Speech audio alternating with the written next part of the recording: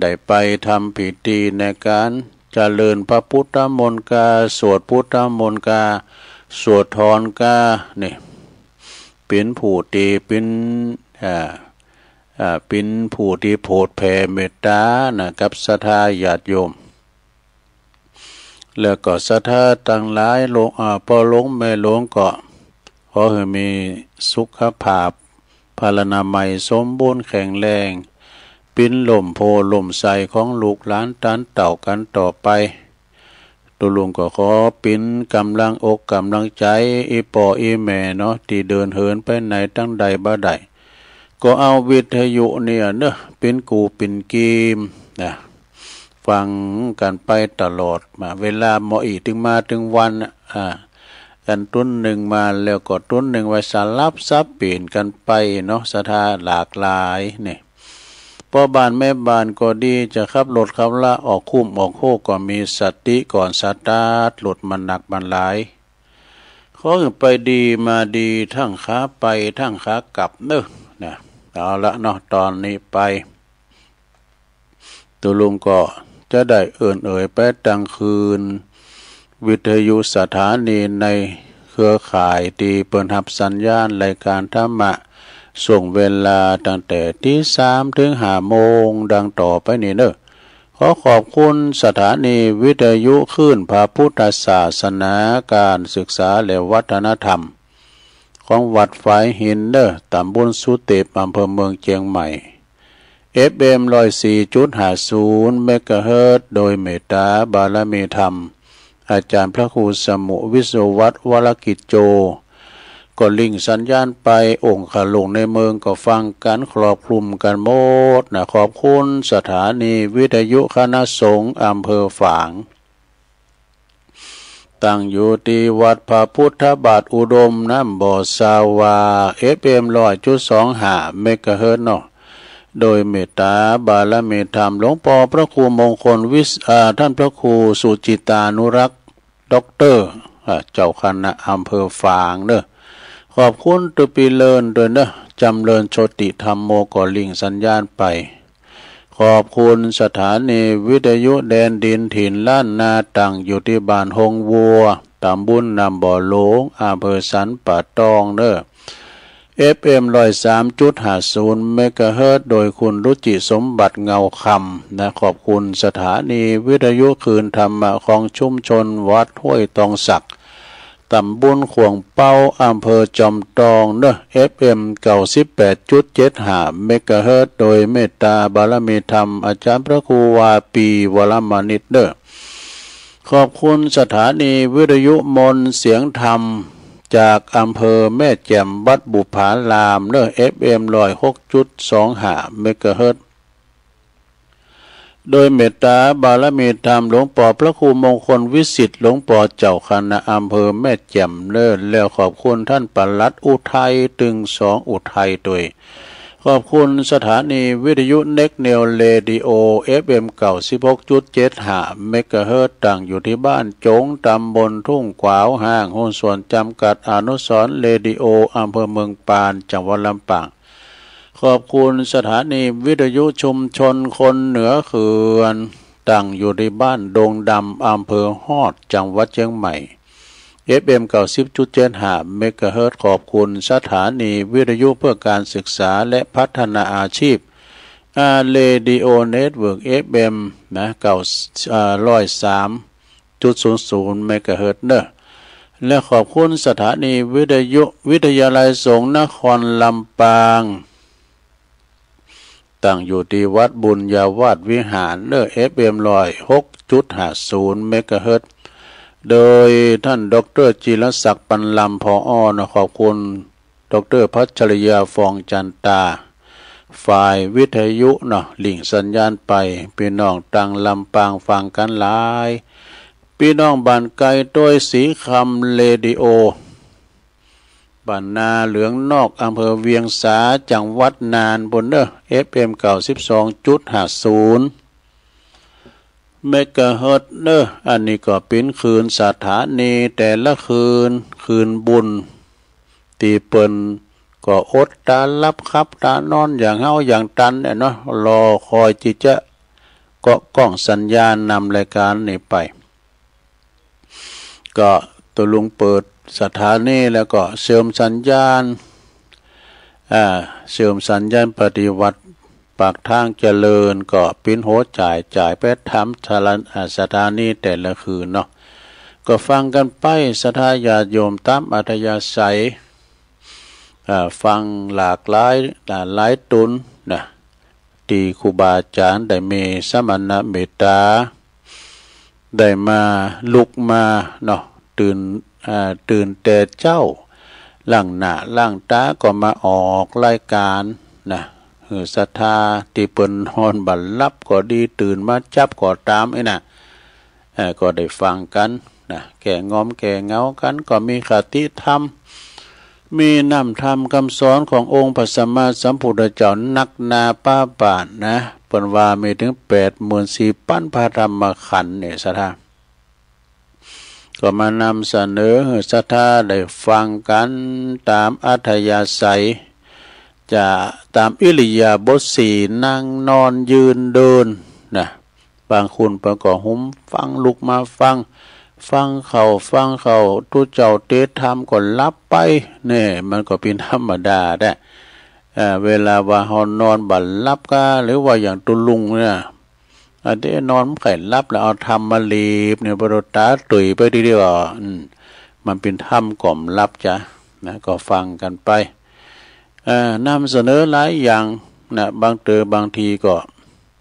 เอาธรรมสาธโวพงกา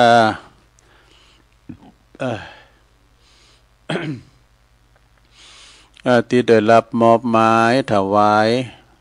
จากครูบาอาจารย์ปอนนั้นปอนหน่อยเอาธรรมนี้ไปเทศพอดูอีน่ะธรรมนี้ไปเทศพอดูโอ้มาถึงของงกของงนเสียดายและของอ่านหนังสือให้พองไอ้น่ะตัวลุงมันมึนได้เด็ดโทษนี่อ่านหนังสือพยาปึกแต่เด็กกับเป็นกันกันมันตัวใหญ่พองก็แต่ยังแควหน่อยเนาะแต่เด็กก็ตัวหนังสือมันตัวน้อยนะสับเด็กก็เขาก็ว่าไปก็พิดไปพองไอ้น่ะแม่แต่ว่าเป็นเขียนก็ดำเลยเนาะลายมือเขียนเนี่ยกับลายที่เป็นพิมพ์เนี่ยมันเหมือนกันเนี่ยแล้วเป็นพิมพ์มาในง่ายหน่อยนะเตอเป็นเขียนเนี่ยสับเตอเป็นบาล่องง่องแง่งนะเอาไปเขียนตัวหนังสือไว้รุ่นซ้ำให้มันพออยากอ่านอยากมานะลิ่นหางพองก้าไอ้นะหางตัวหนังสือเนี่ยนะฉะนั้นก็ศรัทธาญาติโยมก็ฟังกันไปเอามาปะกันวันนี้ก็ตรงกับวันนี้เป็นวันศุกร์เนอของวันที่21แล้วนะศรัทธาเดือนพฤศจิกายนพุทธศักราช2568มานี่แล้วศรัทธานะก็ยังกี่วันกี่เดินไปปี2568ก็จะจากเข้าไปนะแล้วก็ปี69ก็จะเข้ามาเด้อเหมือนกับเดินเนาะแต่ว่านี่เดินจีดับจากเข้าไปแล้ววันนี้ก็เดิน3ออกมา1คำแล้วเด้อศรัทธาได้เดิน3ออกมา1คำแล้วก็วันเวลามันว้ยล่วงเลยผ่านไปเดี๋ยวก็ค่ำเดี๋ยวก็มืดเดี๋ยวก็วันเสาร์วันอาทิตย์ก็เดี๋ยวก็วันศีลนี่นะเพิ่กำเดี๋ยวโหพวกวันศีลทำแล้ววันเวลามันโวยนะฉะนั้นญาติโยมทั้งหลายบางท่านบางคนก็ลุกกันขึ้นมาทำธุระส่วนโตมาซุ่มไฟหนึ่งเขาเป่าไฟกันไปทำหุงหาอาหารสำหรับกับเขากินข้าวกินน้ำก็จะไปเยเวกทำการไผงานมันนะหอมไผหอมมันเป็นว่าหอมหนูก็หนูไตหอมในก็ในเตี้ยวอย่างเขาว่านะได้หอมไผหอมมันไปก็เยกันไปธรรมะก็คือหน้าที่นะตัวลุงก็มีคติธรรมในธรรมคดีโลกคดีธรรมนะมาเล่าสู่จูกันฟังไปสดาจะเป็นเชื่อใดมันอยู่ในธรรมคดีโลกคดีธรรมนะลองฟังกันไปก็ยาวอยู่เหมือนกันนะสดาลองฟังบ่เด้อ แต่ก็เพิ่มพูนสติปัญญาเนาะเป็นนั้นบ่อเกิดแห่งบุญกุศลก็โดยเฉพาะอย่างยิ่งก็เจ้าพุทธทุกท่านทุกคนเฮานี่นะประวัติต่างน้อมกายวาจาใจนะน้อมจิตน้อมใจกายวาจาใจเป่งวาจาไหวพระรับศีลเนาะไหวพระรับศีลยามเจ้าเฮาไปวัดไปวาแต่เฮาก็ไปไหวพระรับศีลมาแล้วเนาะแล้วก็เป็นว่ากราบลง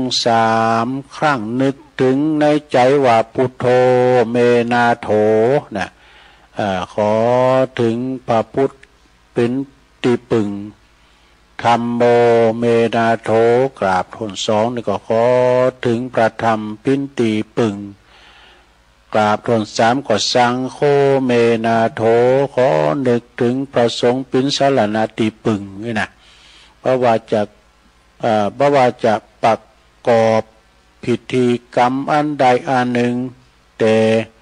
หัวใจของการทำบุญที่แท้จริงก็จะขาดเสียว่าใดก็คือการมีพระธรรมเทศนานี่การฟังธรรมที่ทำแล้วลง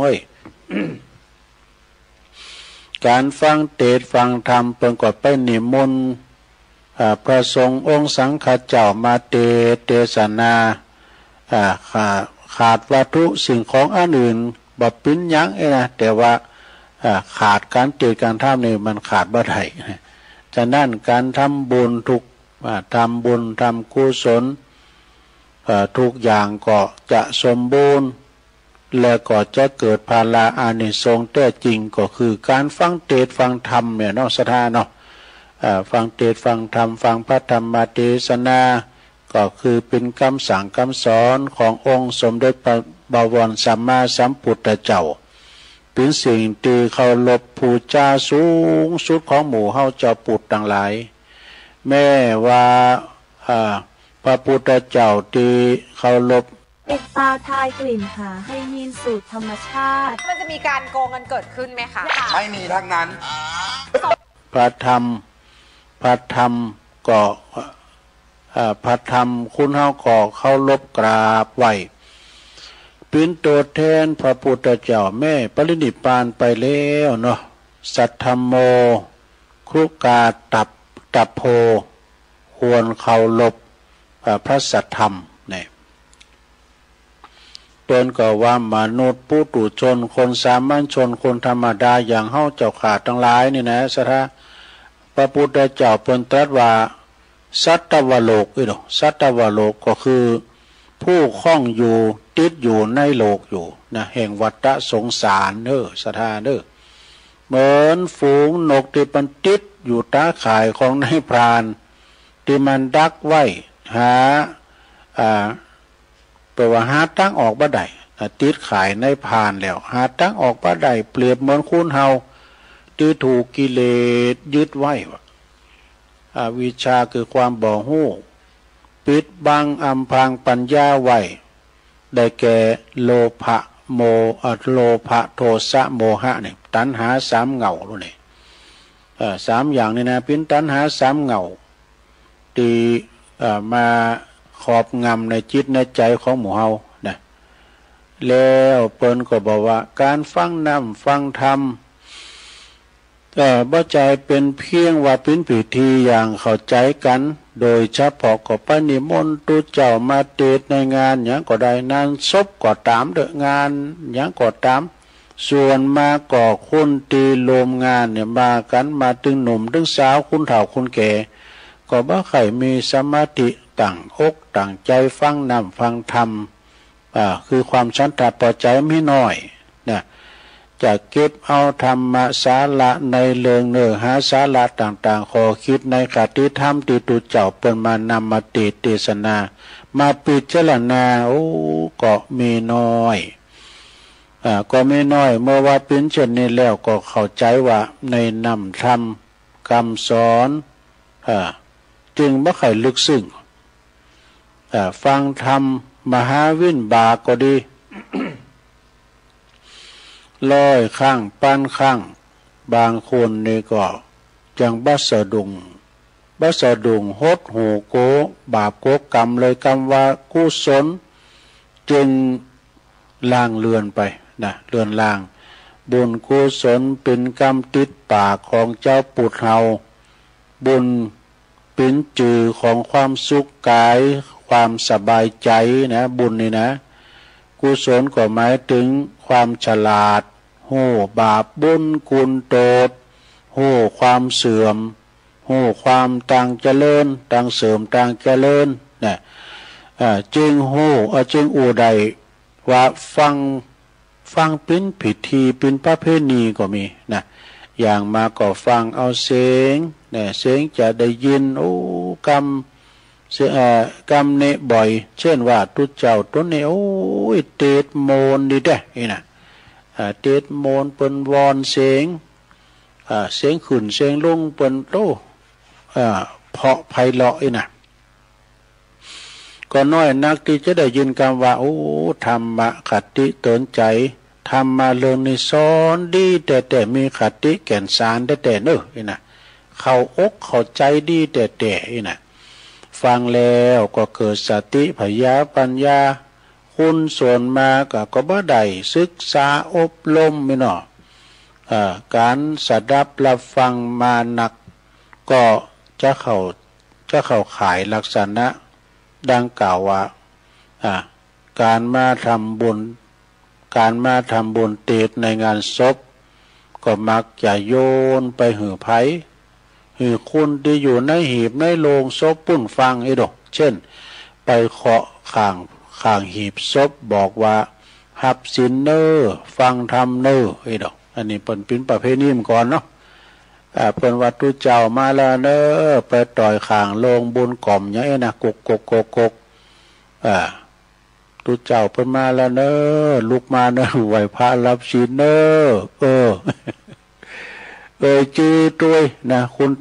ชื่อคุณตายด้วยนะมาฟังแล้วบ่อยครั้งก็มีอย่างนี้น่าคิดแต่เพราะว่าเจ้าปุถเนี่ยแปลว่าผู้รู้ผู้ตื่นผู้เบิกบานนี่พุทธะนั้นแปลว่าผู้หู้ผู้ตื่นต่างตีแต่นั้นนี่คุณเฮาเป็นผู้ที่ดินนะดินอยู่ในคนเฮานี่เป็นอยู่ดินใดต้วงใดมีจิตมีวิญญาณครองอยู่นั่นก็ต่างหากละตีจะได้ฟังนะคุณเฮาที่เพิ่นตายไปแล้วเพิ่นไปหูเลิงสังไอ้น่ะผมยังเป็นพี่มอสอยู่ในวงการแพนก็ยังเป็นน้องแพนอยู่ค่ะเพราะเราปิดผมขาวด้วยโอเคเฮอร์เบิลค่ะใช้ง่ายแค่สระกลิ่นไม่ฉุนปิดผมขาวได้สนิทดูเป็นธรรมชาติเปลี่ยนลุคให้ดูหนุ่มสาวขึ้นด้วยโอเคเฮอร์เบิลสิคะปิดผมขาวง่ายๆไม่แห้งเสียโอเคเฮอร์เบิลคนที่ตายไปแล้วก็หมดความหูซึกไล่วิญญาณประดุษตอนใหม่ไปให้แล้วนี่บ่หือบ่อื้อแล้วเอาไฟเขาจี้เขาเผาเขาลุนก็ปนก็ย่างบ่ห้องเสียงโอ้ยอย่างสักอย่างนะคือเปิดตอดจิตวิญญาณเลงออกจากกายแล้วหูซึกอย่างแล้วสถานเนาะเอาอย่างเอาเงินร้อยเงินปันไปหือไปก่อมบ่สุขใจบ่ดีใจเนาะบุญกุศลที่เขาได้หับดีหรือชั่วนั้นทุกข์หรือสุขนั้นก็อยู่เป็นไปอยู่ที่กฎของกรรมเนี่ยกฎของกรรมที่เขาได้กระทำไว้เมื่อยังมีชีวิตอินทรีย์อยู่ในเบื้องหลังเขาเนี่ยนะผู้ที่อยู่เบื้องหลังนั้นจะทำบุญเพิ่มพูนหนุนส่งโดยความหักห่วงหาอะไร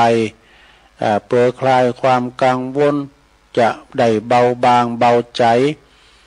หายเศร้าโศกเสียใจแล้วก็ทำตามจารีตหีดหอยประเพณีของเจ้าปุถสืบกันมานะนี่ก็ในลำดับนี่เนาะอันนี้เพิ่นก็จะลำดับในปริศนาธรรมปัญหาธรรมในต่างพระพุทธศาสนาเฮาเด้อเพิ่นจะมีคำแปลตัวไหนลงเด้ออันเกี่ยวกับเนื่องจากคุณที่เพิ่นตายโดยเฉพาะหมู่เฮาเจ้าปุถล้านนานี่เคยหูเคยหันแต่โบราณมาแล้ว เมื่อคนที่เป็นไก่จะตายก็ดีขันโคม่าก็ดีผู้เฒ่าผู้แก่ก็จะรีบนำดอกไม้ไปใส่มือของคุณป่วยประนมมือไหวเนอไหวนะแล้วก็ส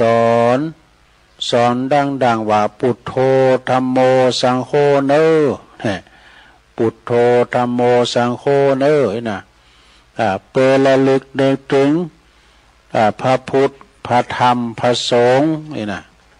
คือถึงหาบุญกินบุญทานคือถึงว่าเฮาได้เคยคิดสร้างหางแป้งหยังพองมันต้องปิ้นหงหาอาวรตังหลังนึกเอาตังหน้าปิ้นไปพุทโธเนอธัมโมเนอสังโฆเนอไปใจนะตั้งโลกปนถือว่านำดอกไม้ที่ว่าใส่มือน่ะตั้งโลกปนถือว่านำดอกไม้แล้วก็ทูบเทียนนั้นไปใส่พระเกศเกี่ยวจุฬามณีบุญสงสวรรค์จันดาวดึงบนเนออีวะเอาดอกไม้เอาสวยดอกไม้ไปใส่ที่เป็นปนมือนะเอาสวยดอกไม้นี่นะไปปูชาพระเกศเกี่ยวจุฬามณีบุญสงสวรรค์จันดาวดึงบนเนอจันดาวถึงสาบุญน่ะความหมายตั้งโลกเป็นนี้คดีตั้งธรรมหรอความหมายตั้งธรรมเปิ้นถือว่าเตือนคนปิ่นของเฮานี่เตียงบ่ตายเด้อนะเตือนเฮาตั้งหลายเนี่ยลงบ่เหือคนเหือหีบขนขวายทำบุญปูชาพระจะหลีบจำศีลภาวนาก็ทำเสอย่างความตายนี่บ่มาถึงนี่เนี่ยเรียกว่าบอกตั้งสวรรค์อาบน้ำเหรออาบน้ำศพเหรอนี่อาบน้ำศพแปลว่าอาบน้ำหอมเอาน้ำหอมมาอาบศพนี่ต่างโลกเปิ้นถือว่าล่างล่างใครบ่มันมีบางละบนทินสังว่าแต่ต่างธรรมนั้นเปิ้นก็สอนฮู้ว่าอาบน้ำทำคำสอนนี่น้ำอบน้ำหอมนี่นะแปลว่าอาบน้ำทำคำสอนของเฮาทั้งหลายเนี่ยนะก็คือศีลสมาธิภาวนานะจำละร่างกายวาจาใจให้ใสสะอาดอันนี้ก็คือตั้งธรรมเนาะแล้วก็หวีผมแล้ววะเนี่ยบางคนเนาะศพบางคนบางศพปนก็มีผมอ่ะหวีผมเนี่ยหวีไปตั้งหน้ากึ่งหนึ่งหวีไปตั้งหลังกึ่งหนึ่งก็ตั้งหน้านี่มันผมเคยมีอันนี้อยู่อันก็อันนั้นมันจูงควายมันเคยไปแล้วก็จูงแล้วก็ข้างหลังกึ่งนึงว่ะน่ะอันนี้ตังโลปนถือว่าวีหือคนตายกึ่งหนึ่งแล้วว่ะวีหือคนปิ้นกึ่งหนึ่งว่ะนี่คนละครึ่งแล้วก็วีแล้วก็ฮักวีนั่นควางให้ว่ะเอาทิ้งไปอันนี้ตังคดีธรรมเราบอกว่าเปิ้นว่าหือฮู้ฮู้ว่าเกิดมาแล้วต้องตายมาเป็นของกูกันหนีบ่พ้นเกิดกับตายเนี่ยมันหนีบ่พ้นกันว่ะ ตอนว่าเกิดมาตอนใดก็ตายตอนอันพองก็เกิดมาอายุมันยืนยาว120 ขบเข่าวาสาก็ยังมีแต่มันมีหน่อย7 80 90 100นี่ก็มีแต่บางคนนี่ก็มันได้4 5 ปี6 ปี7 ปีบางคนก็เกิดมาหมอกฝ่าแมบยามเดียวเนี่ยแต่บางคนก็เสียตายให้อยู่ในต่อมได้หันโลกอันสดใสสักกรรมอันนี้มันแล้วแต่กรรมให้บุญมันเนาะซะได้เนาะแล้วก็นุ่งผ้าศพนี่เนาะนี่มาตั้งนุ่งผ้านุ่งโคเนอนุ่งผ้านุ่งโคศพนี่ตกแต่งห่างนุ่งผ้านุ่งโคศพนี่ก็เปิ้นว่าเอาชายเงินผ่าเนี่ยไปไว้ข้างหน้าแล้วก็ข้างหลังว่ะเนี่ยชายเงินผ่านี้เอาไว้ข้างหน้าและข้างหลังต่างโลกถือว่านุ่งของคนตายกึ่งหนึ่งเนี่ยคนเป็นกึ่งหนึ่งเนี่ยเอาคนละครึ่งทำแล้วก็ผ่าห่อผ้าขาวนี่หรอเนี่ยธรรมะสอนมีสุจริตกายวาจาใจขาวใสบริสุทธิ์เหมือนกับผ้าขาวนั่นเองนี่แล้วก็เอาเงินใส่ปากนี่หรอใส่หลายป บาทเดียวแล้วก็ เอาเงินใส่เอาเงินทองมาใส่บาทใส่ปากคนตายนี่ต่างคดีโลกเปิ้นว่าสมมติว่าเป็นกาเดินทางการลดขึ้นไปทางสวรรค์โอ้ถ้าขึ้นสวรรค์ก็เสี่ยงการลดโดยสารอยู่นะนี่เพราะว่านี่ เพราะว่าแต่ทางคดีโลกเปิ้นสมมติว่าเป็นการเดินเป็นการลดโดยสารไปทางสวรรค์วะ แต่คดีธรรมเราบอกว่าสอนเหอใจเงินเหอเป็นประโยชน์นี่คดีธรรมนะคดีธรรมเป็นครับสอนเหอใจเงินเหอเป็นประโยชน์นี่แล้วก็แบ่งกินแบ่งใจนี่หรอนี่แบ่งกินแบ่งใจหมายความว่าอย่างไรก็เป็นกรรมเป็นกรรมให้วะเป็นทุนทำบุญสุนทานเนี่ยเป็นการทำบุญสุนทานเป็นกรรมให้เนอะอย่าตะหนีหันแก่โตเกินไปนะตายไปสลึงเดียวก็เอาไปตัวบ้าใดก็แต่ละไว้เหอลูกเหอหลานสืบแทนต่อไปนะละให้ลูกเหอหลานพี่น้องทะเลาะวิวาทกันแย่งชิงกันถึงตายก็มี เรียกว่ามรดกเลิศก็มีนะเนาะแล้วต่อไปประวัติมัดศพนี่เรานะใจเจิกสามเปาะนี่สามเปาะวะใจเจิกสามเปาะนี่ก็คือว่ามัดมือมัดคอมัดเท้านี่สามอย่างนะสามเปาะนี่นะต่างคดีโลกบนถือว่าบ่หือศพนะมันไกลมันปองกับหีบศพแตกอีวะต่างคดีทำเหรอ ต่างคดีธรรมเพื่อก่อหมายความว่า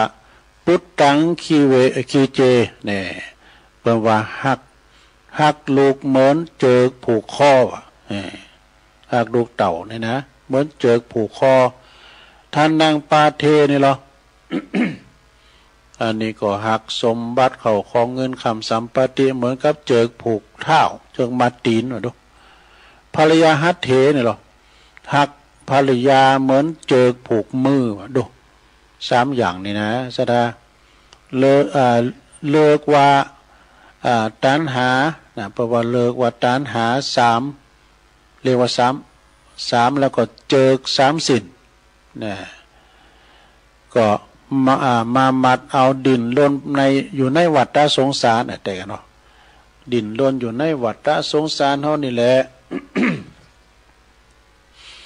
แล้วเปิ้นก็ว่าปูฝากนี่ฝากหูจักเหรอลุงฝากเอาไม้สร้างมาซับปิ้นฝากนี่กะเปิ้นว่าปูฝากหีบศพเนี่ยมี74ด้วยกันว่า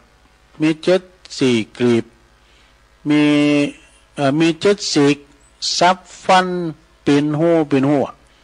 คดีโลกถือว่าหือเปลวไฟหลอดขึ้นสะดวกว่ะมันเผาง่ายดีไงเนาะ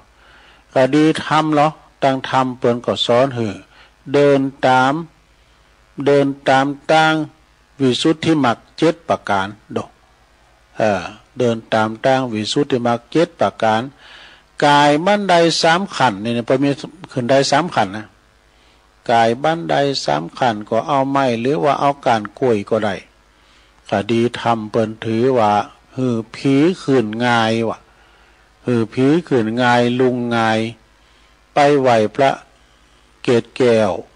บนสวรรค์นี่คดีธรรมก็หมายถึง3ภพเนี่ยนะคดีธรรมก็หมายถึง3ภพภพ3หมายถึงภพ3กามภพรูปภพอรูปภพนี่อันสัตว์โลกนั้นเวียนไหวตายเกิดอยู่ในวัฏสงสารแล้วเปิ้นต่างศพละ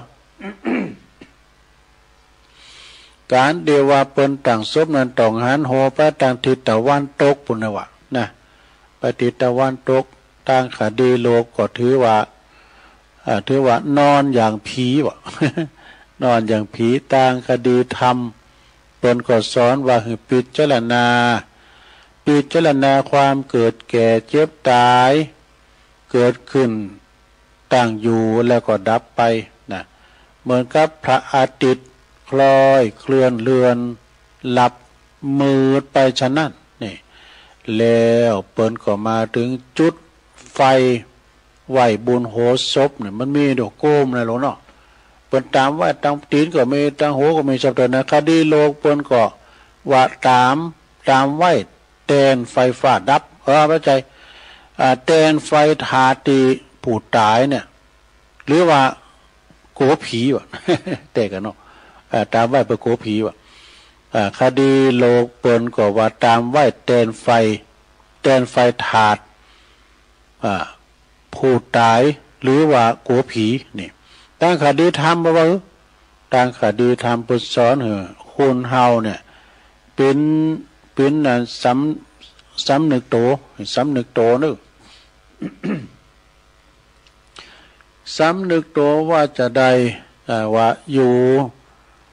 หือสว่างไปก็หือสว่างนี่ไฟนี่นะไฟเนี่ยไปก็สว่างมาก็สว่าง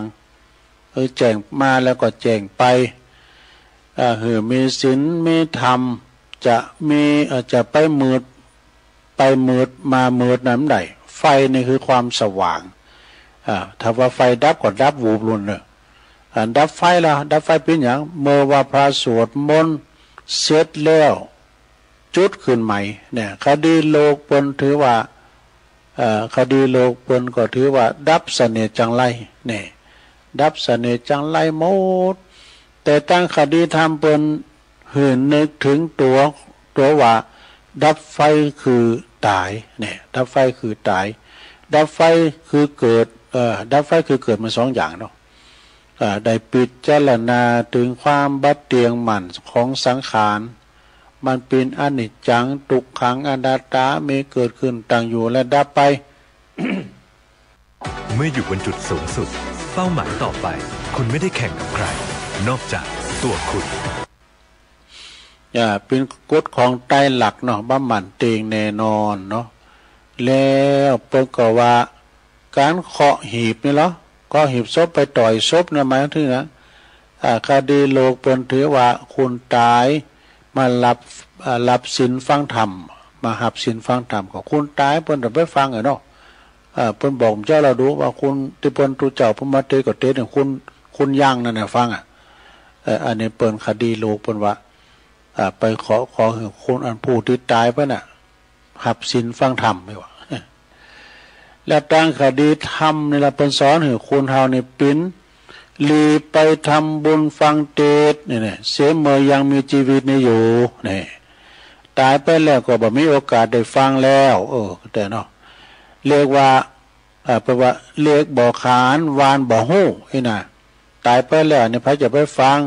เลขบ่ขานวานบ่ฮู้ก็คือมันหืมล่ะปัจจเตธรรมหยังก็ตามมาไล่โพดมหาวิบากก็ได้ยินแล้วเนาะเพิ่นเอาเตเนี่ยคุณยังฟังฉะนั้นจงอย่าประมาทสวดอภิธรรมนี่เนาะตั้งโลกเพิ่นเข้าใจว่าสวดให้ผู้ตายนะสวดให้คนที่ตาย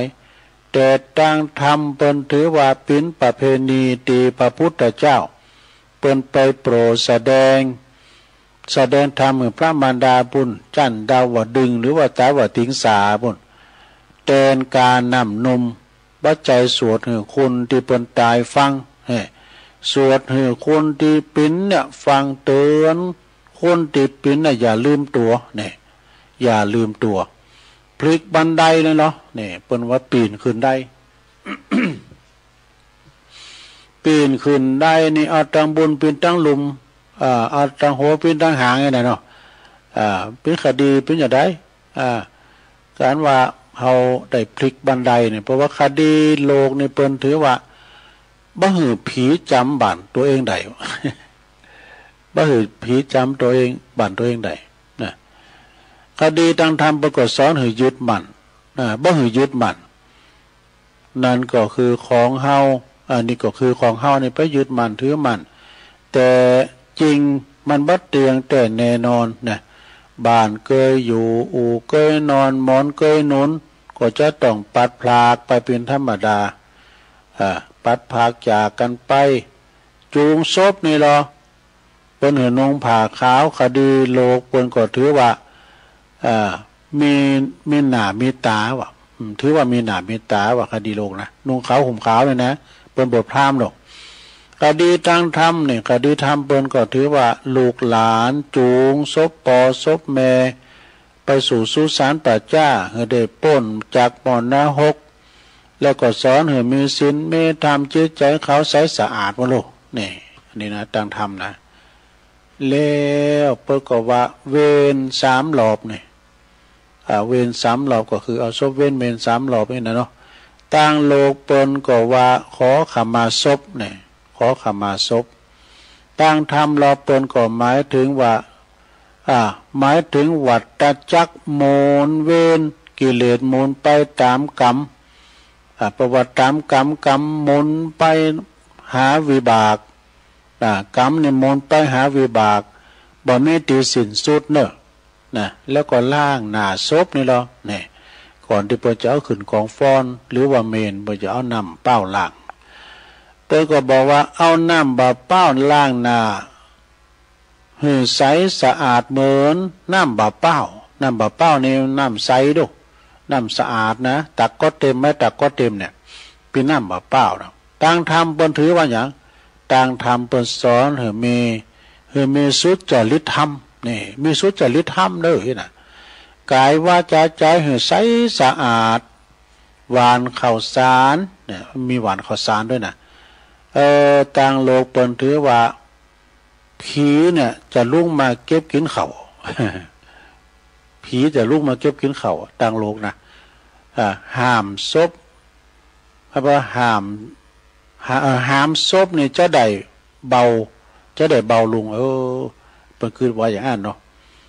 สมัยข้างโบราณนี่ศพนี่เปิ้นจะห้ามเนาะเปิ้นจะห้ามต่างธรรมนี่เปิ้นก็คือพิจารณาว่าข้าวสารนั่นก็คือเป็นแก่นข้าวคือจะออกงอกเงยก็บ่ได้แล้วเปิ้นเอาเปลือกมันออกหมดแล้วนะคนเฮาถึงแม้ว่าเป็นว่าคนเฮาถึงถ้าถึงแก่นนี่นะแก่นคุณนี่นะแล้วก็จะต้องไปบ่ได้เกิดละบ่ได้แก่บ่ได้เจ็บตายฉันใดข้าวสารจะหวานพื้นกาได้ฉันนั่นนี่ตุงนี่เนาะตุงนำศพนี่ตุง3หางเนาะตุง3หางเนี่ยมันจะมีกุฏดีเนาะตุง3หางนี่ก็หมายความว่าเป็นอันเจ้าปุตต้องมีเกี่ยวเจ้าทั้ง3ประการนี่มีเกี่ยวทั้ง3มีพระรัตนตรัยพระพุทธพระธรรมพระสงฆ์เป็นผู้นำต่างเนี่ยเนาะก็จะอยู่ไปนะจะอยู่ไปต้องมีพระรัตนตรัยจนครบตลอดชีวิตเอาพระรัตนตรัยเป็นที่ปึงจะจะทำอย่างมงคลอย่างต่างๆจะไหวพระรับศีลก่อนหรอจะไหวพระรับศีลก่อนจะขอจะจบแล้วนะหลวงเนี่ยขออำนาจคุณภาษีรัตนตรัยพระเกี่ยวเจ้าทั้ง3โดงอีว่าจงปกป้องรักษาบรรดาปออกไม่ออกศรัทธาทุกทันปราศจากทุกโศกโรคภัยเจ็บไข้ใดพยาธิมันหอมมันหายไปหรออยู่ดีอยู่ก้ำจูปูจ้าก้ำจุนพระพุทธศาสนาไปตลอดกาลยาวนานดังดีตัวลงได้แสดงธรรมมาเลิงคดีโลกคดีธรรมก็มาก็พอสมควรแก่กาลเวลาก็ขอสมมุติอยู่ที่ลงปรุงไว้เปียงเต้าอี้เอวังก็มีด้วยประกาละจะนี้สาธุสาธุสาธุจบลงไปศรัทธาเอามาทบทวนเด้อ คดีโลกคดีธรรมเรื่องงานเจ้าจือของรายการก็มีเหรอต่างเปิ่นจัดต่างท่านอาจารย์ที่เปิ่นเป็นไทยนะจัดรายการคดีโลกคดีธรรมก็อันนี้ก็เป็นในธรรมเนาะที่ได้นำเสนอคุณค่าเอาในเนี่ยวัตถุดิบเอามาทบทวนให้ศรัทธาได้ฟังกันเนาะเดี๋ยวตอน2นี่ชั่วโมงที่2นี่ก็จะเอาเรื่องนี่ก็ค คุณเฮานี่อายุมันยืนยาวเพราะเหตุใด อายุสั้นเพราะเหตุใดก็มันก็มีมันก็น่าสะท้านเนาะก็เดี๋ยวเป็นตอนต่อไป ตอนนี้ไปเอาปอนนี่ก่อนเนอะเอาปอนทำไว้ก่อนเนาะสัพปิติโยวิวาจันตุสัพพะโลโกวินาสตุมาเตภวัตวันตะลายโยสุขีติคายุโกภวะอภิวาตานาสีริสานิจังวุธาปัจจายโนจัตตาโลธรรมาวาทันติอายุวันโนสุขังปะลังเอาแล้วฟังนำฟังธรรมปันป้อนไปจบไปตอนนี้ก็ได้ชั่วโมงหนึ่งพอดีตุลุงจะยอบอย่างพักเบรกสักกัมกันเนอะเดี๋ยวมาฟังกันต่อในชั่วโมงที่สองกันต่อไปเนอะเจริญพร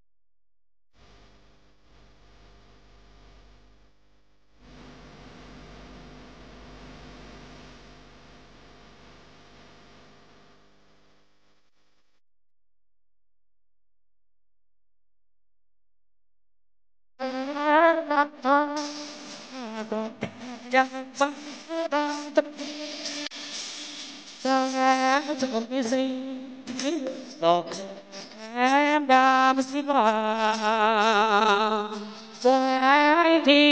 ยนส่องเนียนบางบ้านเวลา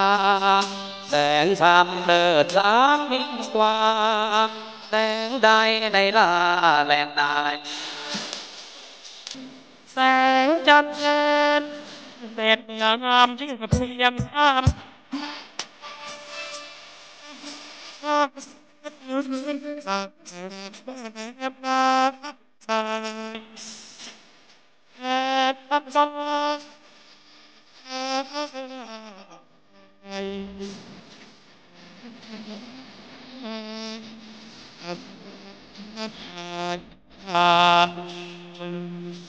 แสงทางตกมาสิทุกไป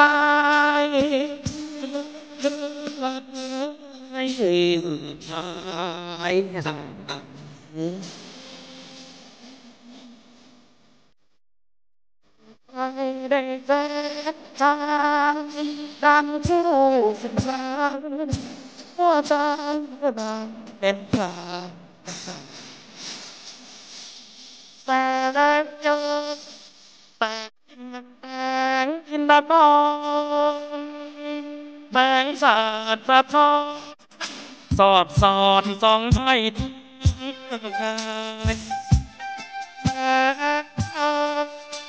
ต้อง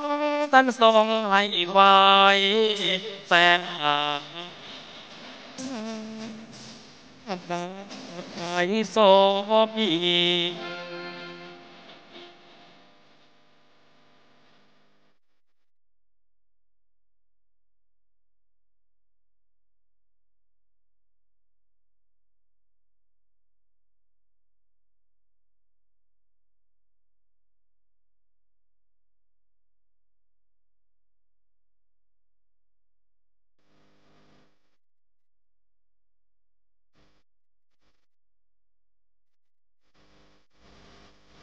แสงทางส่องนำมาที่ไป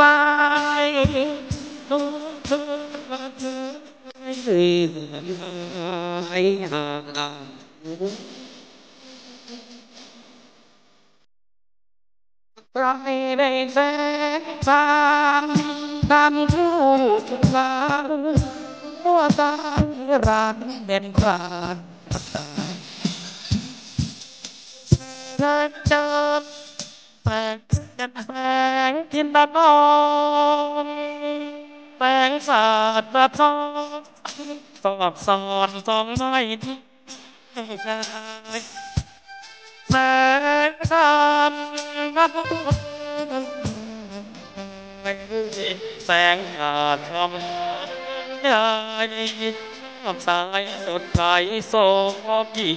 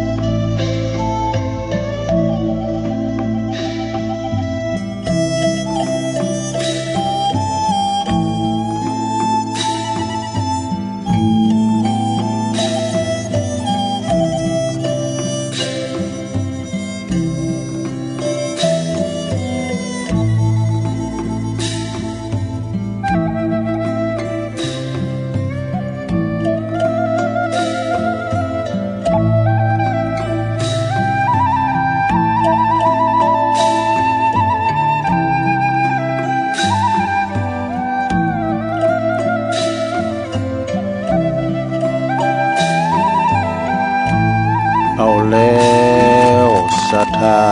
สาธุชนญาติโยมทั้งหลายเนาะตุลุงก็พักเบรกนะนั่งมึนลำไปเจ็บหลังเจ็บแอวลุกเตียวไปเตียวมายืดเส้นยืดสายเมื่อทำธุระส่วนตัวแล้วก็มานั่งอู่กันต่อนะในชั่วโมงที่2เนาะขณะนี้ตันต่างหลายก็กำลังฟังรายการสัพเพเหระปกิณณกะขอนลุงไก่แจ้งรายการเสียงธรรมแสงทองดำเนินรายการโดยตุลุงยองนะมานางอู่นางจ้านำนานาสาระเล็กๆน้อยๆในธรรมพองในอินเทอร์เน็ตพองคติธรรมนำชีวิตนะแต่ก็เอาธรรมมาเตสาธโวกาธรรมณบัดนี้ก็นำเสนอศรัทธาได้ฟังกันไปเนาะขณะนี้ก็ปินเวลาอยู่ตี4:07 นาทีนะ4:07 นาทีแล้วลุกกันมาพองละบ่ตื่นจืนกันขึ้นมาแล้วเนาะก็มาทำกิจของตนทำธุระส่วนตัวของไผของมันลุกมานึ่งข้าวเป่าไฟทำหุงหาอาหารทำสำหรับกับข้าวนะการแหลกมาถึง1ข้าวซะได้เนาะการแม่บ้าน1ข้าว1ปลาเปิ้นว่ามันของจองกันทำหุงหาอาหารทำสำหรับกับข้าวกินข้าวกินน้ำอิ่มน้ำสำราญเนี่ยข้าวนี่ตกถึงต้องในปิญญาติบนะอย่างตุลุงเคยว่า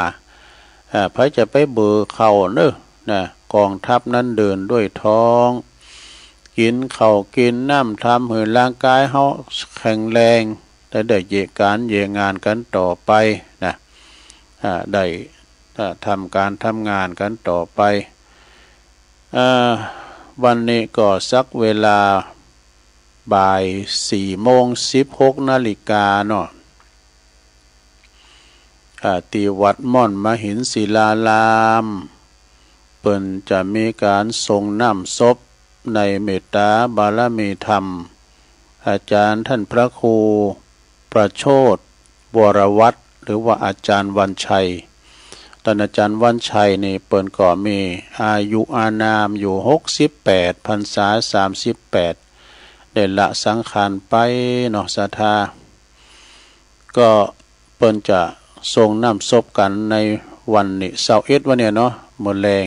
3-4 โมงเนี่ยนะคณะพระสงฆ์เฮาเนาะในเขตอำเภอก็ดีวัดมอนมหินเนี่ยหรือว่าบ้านแม่อ้าวหรือบ้านนั้นน้ำย่อยนะน้ำย่อยก็อยู่ในเขตตำบลนครเจดีย์เขต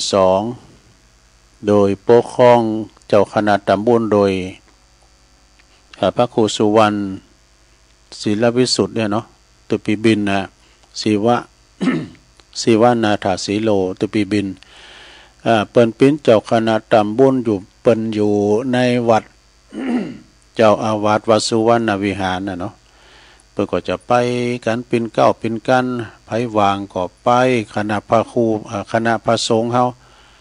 งานอย่างอี้นี่งานศพนี่ถึงว่าเป็นงานหน้าหมู่เนาะเป็นงานส่วนโลมตึงไปในไปนอกนี่ก็จะต้องจอยกันนะโอ้ครูบาอาจารย์พระสงฆ์องค์เจ้าก่อนละสังขารไปหลายวัน1-2 ตุนก็มีนะ10เก่าเนี่ยก็ตั้งปุนแถมตุนเนาะวัดห้วยแก้วไอ้ค่ะเนาะตำบลห้วยแก้วอำเภอแม่ออนจังหวัดเชียงใหม่ในเมตตาธรรมอาจารย์ท่านพระครูอดุลรัตนากรนี่นะเปิ่นก่อนละสังขารไปโดยวัย62ก็แต่กันนะโอ้คุณเฮาในสราอายุหมอก50ปลาย60ปลายเนี่ยนะเด้ก่อนนักหลาย แต่ที่วัดเราดูนี่ตุลุงพระอธิการตุลุงเสริมนะเฉลิมหลวงปู่เนาะว่าหลวงปู่ก็ว่าได้หลวงปู่เฉลิมทิตธรรมโมนะอายุเก่า11 ปีกันเนอะแต่คืนแล้วเปิงก็ทำบุญปิดศพไปปีนตีเรียบร้อยตุลุงปีกมาถึงวัดก็ปุณก้า3 ทุ่มแล้วเนาะไปลมงานบุญก็เปิ่นฟังนำฟังธรรมโดยเปิ่นเนี่ยกะนะเปิ่นจะเปิดศพทำกรรมก่อปุ้นวันที่27 28 29 30เป็นวันประชุมเพลิงศพนะ อดีตเจ้าวัดเราดูตำบลหนองโยงอำเภอเวียงหนองล่อง ครูบาอาจารย์เนี่ยเปิ้นก่อนละสังขารไปเนี่ยสดาสเตวัน1-2 ตุนน่ะแต่ว่าหนอเจ้ามันนี่ไม่เคยมีเนาะสดาพันเนนเนี่ยเคยโยมเนี่ยแต่ละวัดไม่เคยมีนะบัดเดียวนี้ตู้เจ้าเนี่ยเคยนักเล่นเน้นเกินเนาะสถาเนาะอย่างที่ว่าวัดเฮาแต่ละวัดเฮาพอแล้วลูกหลานเฮามีกี่คนเที่ยวไปโบสถ์น่ะเข้มนะอย่างที่วัดพระธาตุดอยน้อยเนี่ยก็โตละอ่อนตั้งปุ่นน่ะบนดอยอำเภอศพเมยกาตาซองย่างกันเนี่ยเปิ่นมาพักอาศัย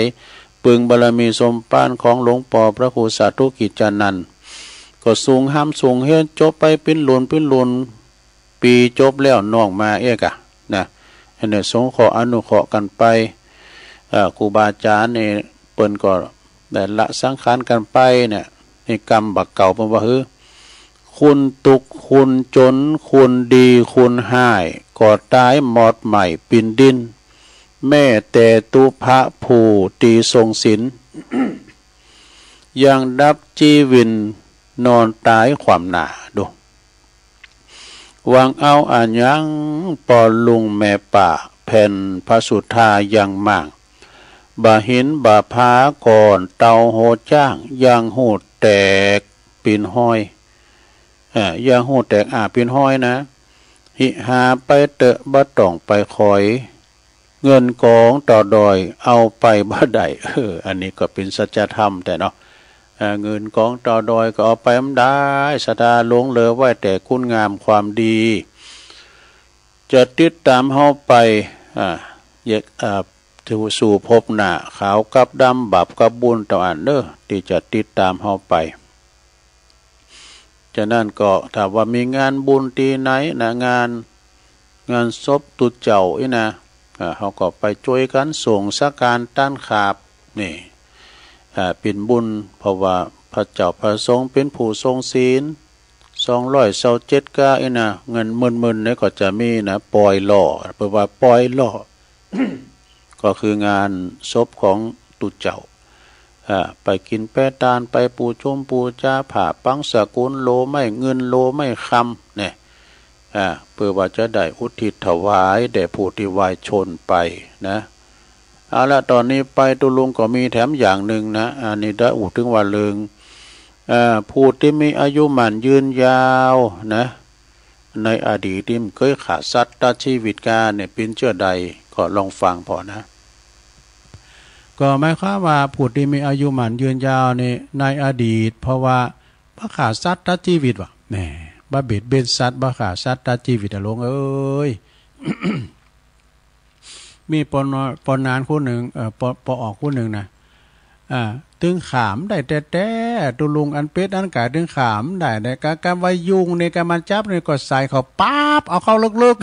ๆกลัวมันเขาลึกอ่ะการมันจับก็ใส่ป๊าบเอาเข้าลึกๆว่ะแล้วไอ้หั่นก็หมายความว่าเฮาก็ได้ทำบาปไปหน่อยนึงเนี่ยกันเนาะกูเฮานี่มันขายเลยมันมีก้าเลยเฮาเหยียบพยายามไปถูมดถูแม่งมันตายก็มีหอมตั้งใจอ่ะเนาะซะได้เนาะ โดยที่ไม่ตั้งใจนะอันนี้คุณอายุยืนเนี่ยต่อไปสถาผู้ที่เกิดมานี่บ่มีโรคภัยไข้เจ็บมีสุขภาพพลานามัยสมบูรณ์แข็งแรงนะมีโรคภัยไข้เจ็บเมื่อยไข้ก็ไปหงยุกหงยาก่อหมายความว่าเพราะในอดีตชาติปางก่อนบ่เคยไปรังแกทรมานสัตว์แถมแล้วเนี่ยสถาเนาะบ่ไปรังแกทรมานสัตว์บ่ค้างสัตว์นะก็คือหมายความว่ามีความสุขภาพพลานามัยสมบูรณ์แข็งแรงเนี่ยอันเจ้านะแปลว่าบ่มีโรคภัยไข้เจ็บสมาเด้อ มีโรคภัยไข้เจ็บนะในอดีตชาติบางก่อนก็คือบัดทรมานสัตว์ตุลุงข้ามขั้นตอนไปหน่อยสุมาเนี่ยลงเด้อแล้วก็อันผู้ที่มีพลานามัยสมบูรณ์แข็งแรงก็เพราะว่าในอดีตชาตินั้นได้หืดต้านโดยข้าวปลาอาหารหมากหนักว่าน้ำเจ้านี่ไข่ข้ามขั้นตอนไปหน่อยเด้อเพราะเหตุว่าพลานามัยสมบูรณ์แข็งแรงนี่ในอดีตนี้เคยหือข้าวปลาอาหารหมักหนักนี่สดาเด้อ ต่อไปแถมสดาญาโยมไผที่มีผิวพรรณวรรณะงามพุทธผ่องดุจย่องใหญ่น่ะมีผิวพรรณวรรณะผิวผ่องเหมือนปิ้นตีต่องเนิดเจริญใจเปิ้นหันในอดีตนั้นเปิ้นรักษาศีลรักษาศีลหาบริสุทธิ์บ่โขดบ่เกตหือต้านเสื้อผ้าเครื่องนุ่งห่มปิ่นต้านอันนี้เลยมีผิวพรรณวรรณะงามนี่ศรัทธาญาโยมเด้อ ต่อไปมีหลายอยู่นะศรัทธาเนี่ย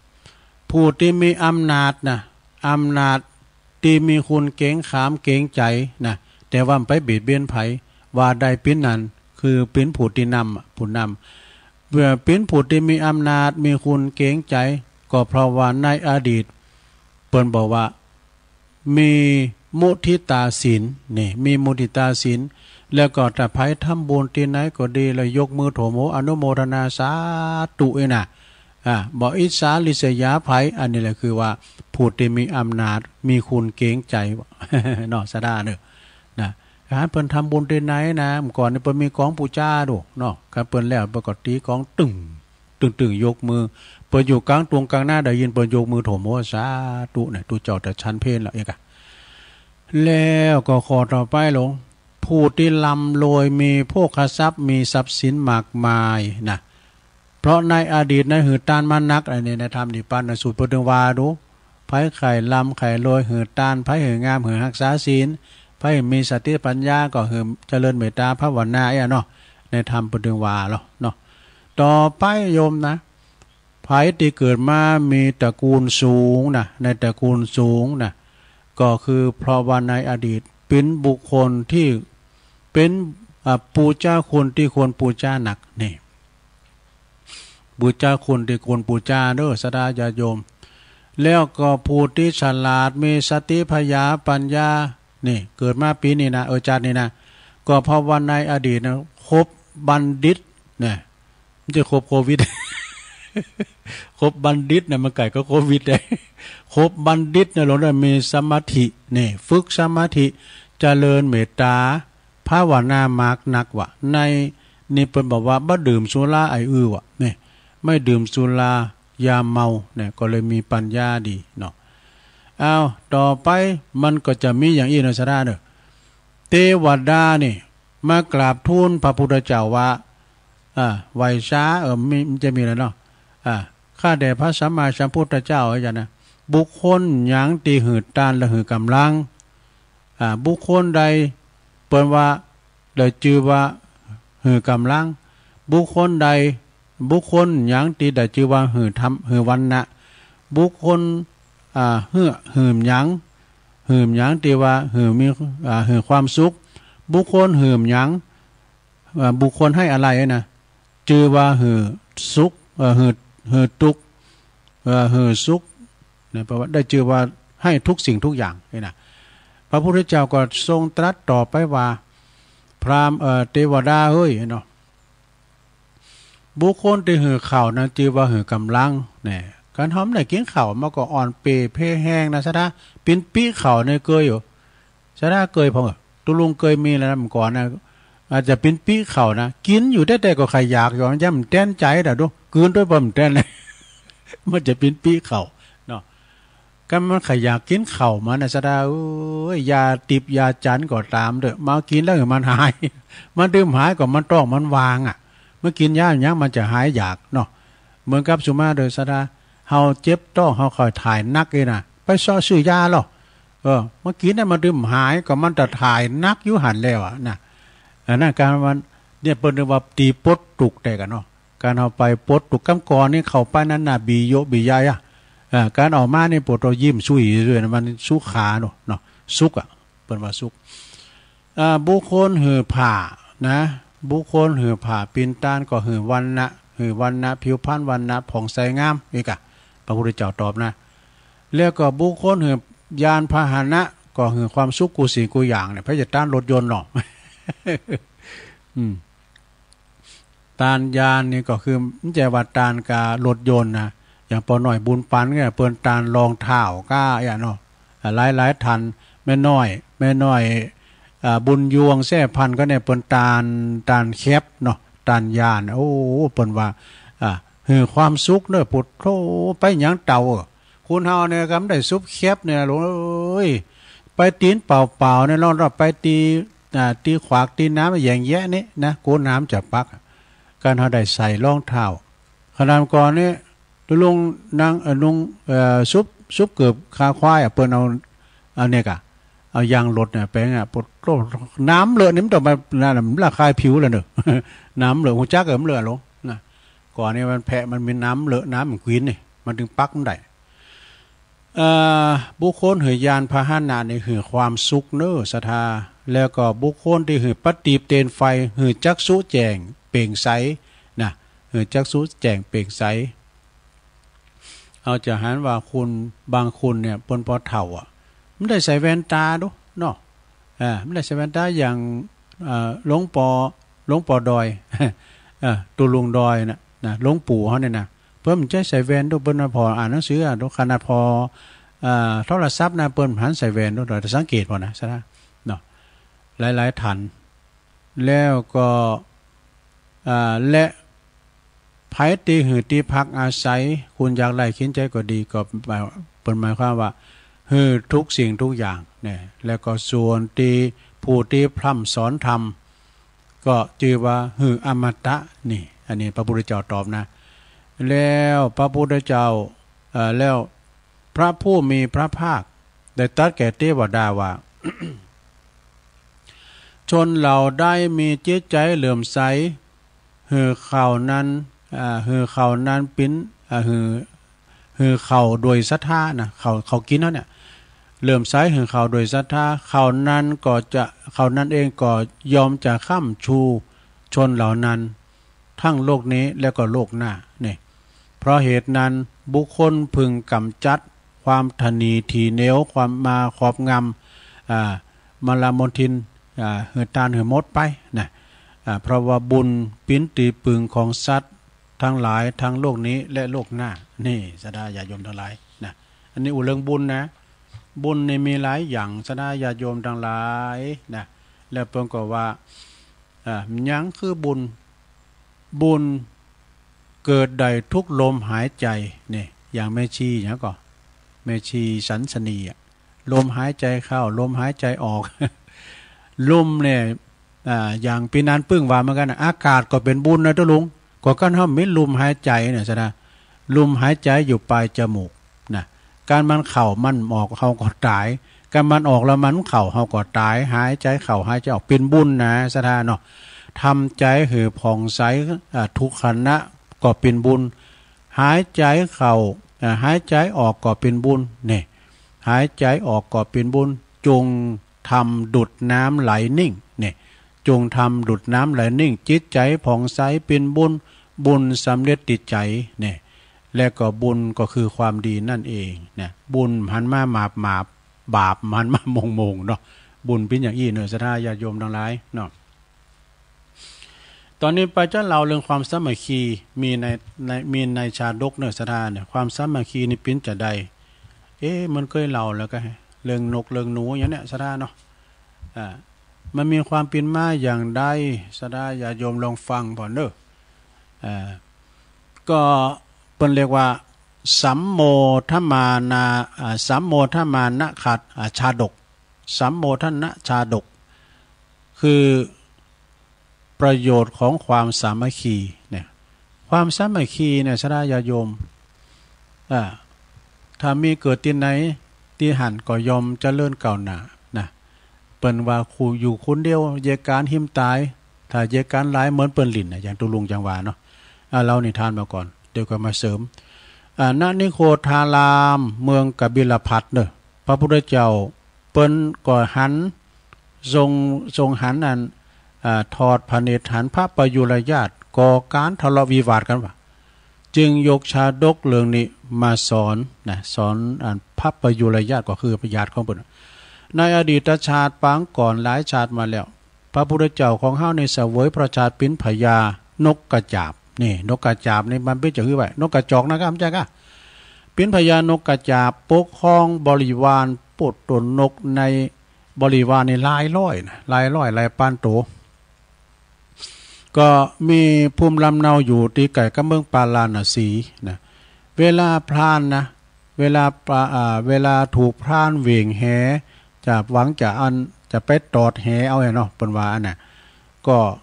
จะสั่งเหือนกทุกโตน่ะบินขึ้นพร้อมกันสันลัดแหของนายพรานออกได้ทุกครั้งเนี่ยเพราะว่าเปิ้นมีความสามัคคีกันนะบินกันก็บินกันตึ้งหมูเอกบินก็บินกันตึ้งหมูถ้าอยู่ก็ถ้าว่าเฮาบินพองนี่มันสามัคคีกันแล้วนะ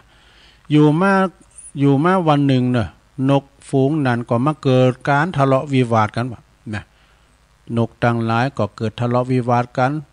พญานกก็เล็งหันว่าเกิดแล้วหากว่าถ้าเป็นเช่นนี้นะนกต่างหลายนี่ก็จะแบ่งแยงเอากันเป็น2ฝ่ายนะฝ่ายที่สามัคคีฝ่ายที่เจอฟังเฮาก็มีทิมเจอฟังเฮาก็มีเพราะฉะนั้นที่เปิ้นฟังเฮาในหมายความว่าเฮาปกครองของได้แล้วนะคูณเฮาใหญ่แล้วว่าเดียวก็หัวก้าเนาะ นกมันคือใจนะว่าอย่างแล้วเจอคูณเฮาใหญ่แล้วว่าเดียวก็หัวก้ายืมสายเป็นสายกะ เนาะเพราะฉะนั้นการเจอกันก็จะอันตราย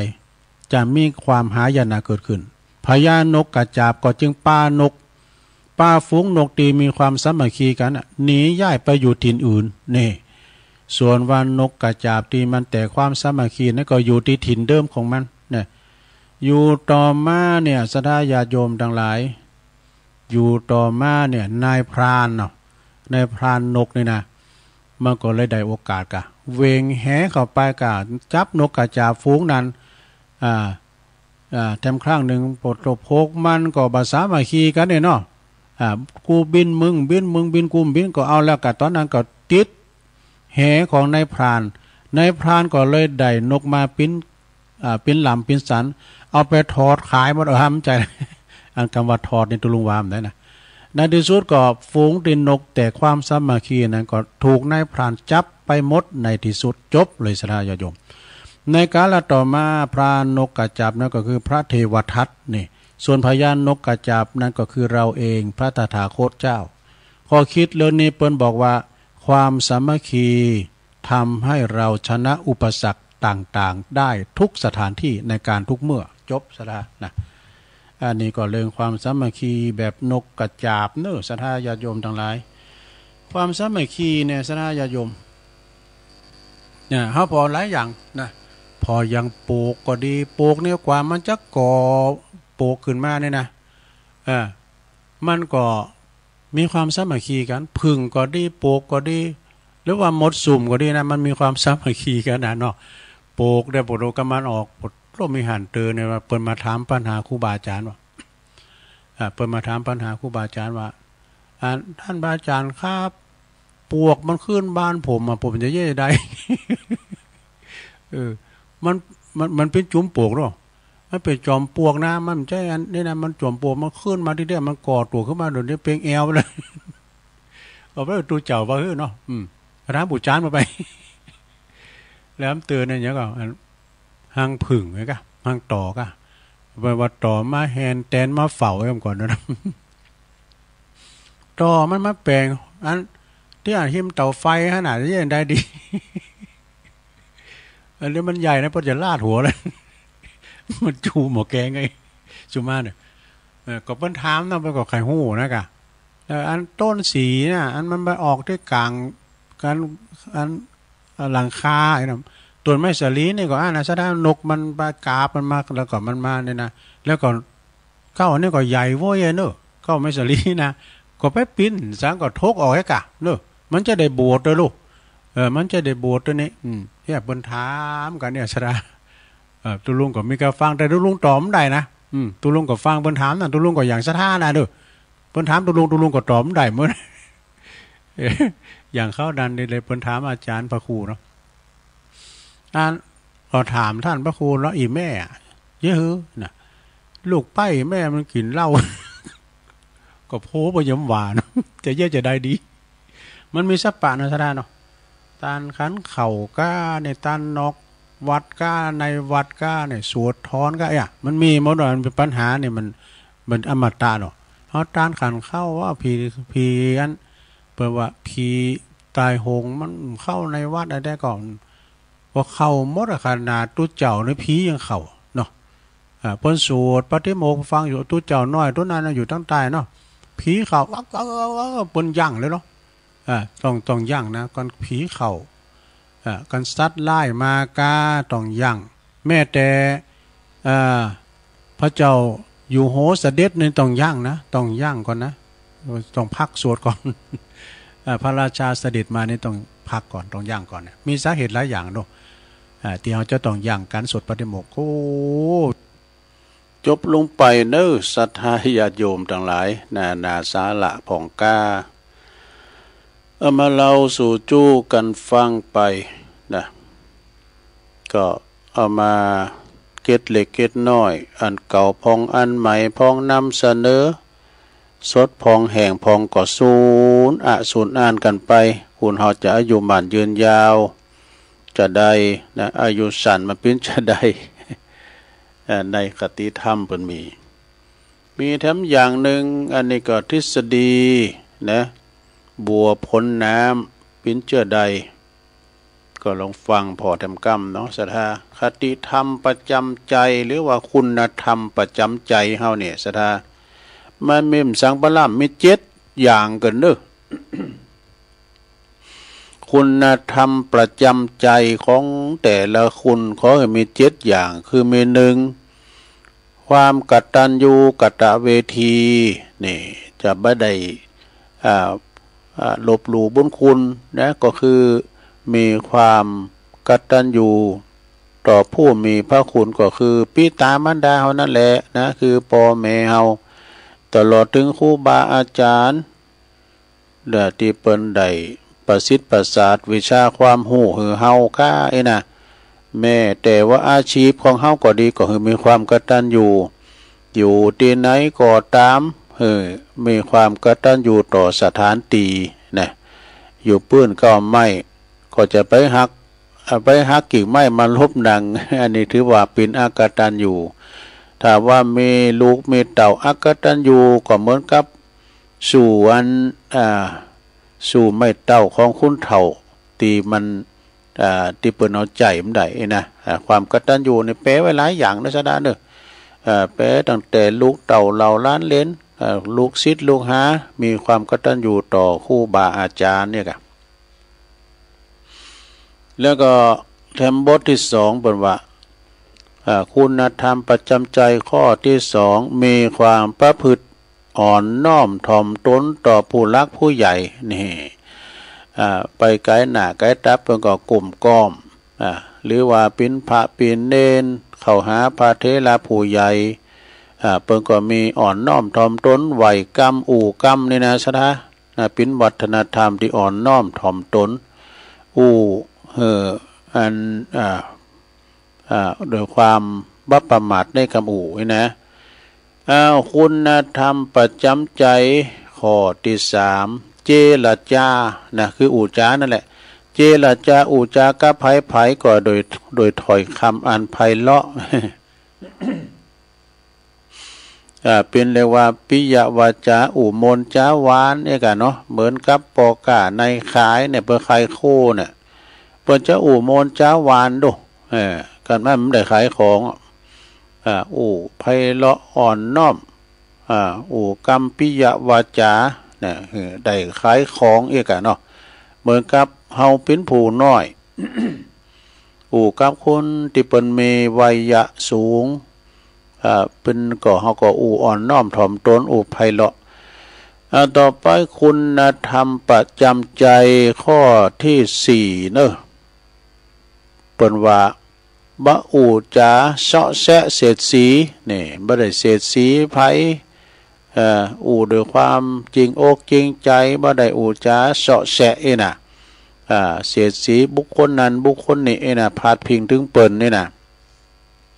เป็นข้อที่4ต่อไปคุณธรรมประจำใจข้อที่5ว่าเป็นคุณขีตนีนี่ก็คือขี้เหนียวนะเนาะซะละเป็นคนที่เปิดกว้างเนอะเป็นคนที่ขีตนีนี่ก็จะบอดบริวารนะบ่เผอแผ่เจิดจานกับบุคคลบริวารญาติมิตรก็ตามเนาะถ้าหาว่าเป็นปู่เป็นตาเป็นตาเป็นยายนะมีการเผยแผ่ของยังลูกหลานเขาก็ฮักก็ฮู้หมดหรอกนะสตังกินขนมน่ะเนาะเป็นตัวจอบนะนี่ก็คือบัตตนีทีเหนียวนะบ่ได้ขี้ขางนะบ่ขี้ขางต่อไปคุณธรรมประจำใจข้อที่6มีวาจาสัตย์สื่อเนอะมีวาจาสัตย์สื่อคืออู่ในเมหัน อู่ในเมหันมีวาจาสัตย์สื่อนะข้อที่6ต่อไปคุณธรรมประจำใจในข้อที่7สุดท้ายสถาข้อที่7นั้นเพิ่นก็บอกว่ากำจัดความโกรธนะโดยการให้อภัยนี่ความโกรธความเกลียดนี่สดาญาโยมทั้งหลายมาถึงมีเหมือนกันหมดมันจะมีหนักมีหน่อยแต่ว่าเอง ความโมโหโตโสความขี้โกรธนี่นะคุณโกรธนี่หนักโกนะสดาเนาะเปิ้นว่าเฮาโกรธเฮาเกลียดเนี่ยเลิศมันจะสูบสีดขึ้นทางหน้าในหน้าแดงก่ำโกรธหน้าดำหน้าแดงเนี่ยเปิ้นว่าโดปุตโตเกลียดในหน้าดำหน้าแดงความโกรธนี่มันขี้มิ่งนะอันหมูโตเราจ้างหันช่างโตเราหมูไอ้น่ะทำให้คุณเนี่ยจำเตอฮักห้ามใจยับยั้งสั่งใจบ่ได้ลืมคิงไปกรรม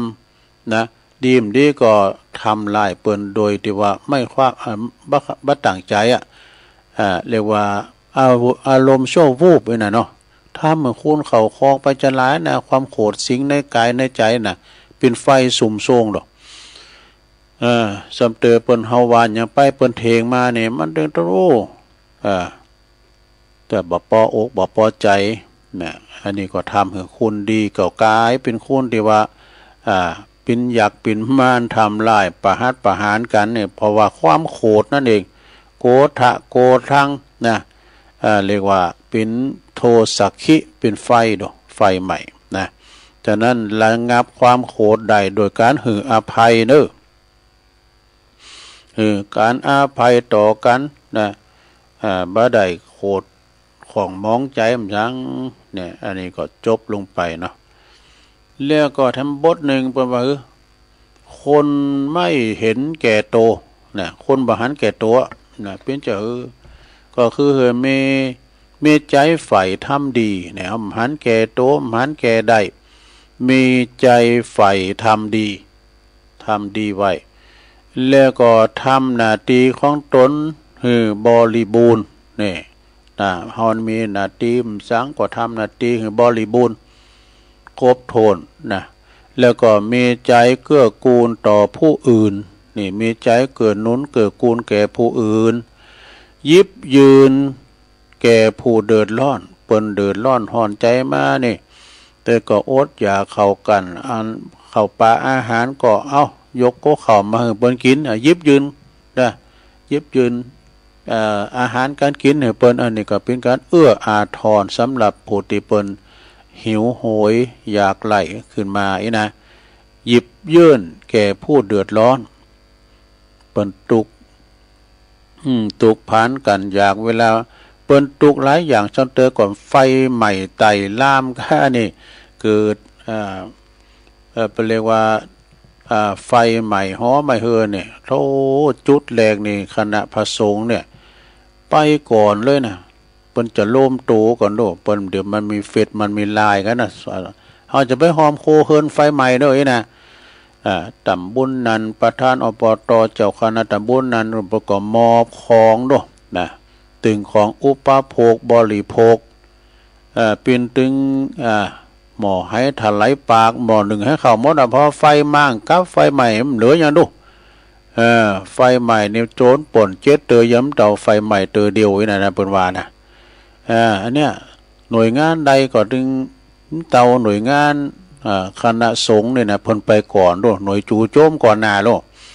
กาเปิ้นไปแอวหาเนี่ยไปเยี่ยมเยือนนี่ก็เจ้าบ้านนี่ก็ใจดีแล้วนะแล้วเพิ่นเอาของมาหือแถมอีกกันเนาะของมาหือกับโตกองโง่กองงนก็ตุลุงก็เคยไปหอมโคไฟใหม่นะงบซัปปีเนี่ยมาถึงก่อนโดงบหลวงเนี่ยบ่โตทำเริงกันหลายเจ้นหลายขั้นตอนนะแต่งจะได้ เอางบซัปปีไปก่อนเนี่ยการหยิบยื่นผู้เดือดร้อนนะแล้วก็เอื้ออาทรแต่การร้องต่อการร้องขอนะเอื้ออาทรต่อการร้องขอแล้วก็บัดไตตองผลประโยชน์เนอะมีผลประโยชน์อันใดฮือโดยความบริสุทธิ์ใจนะ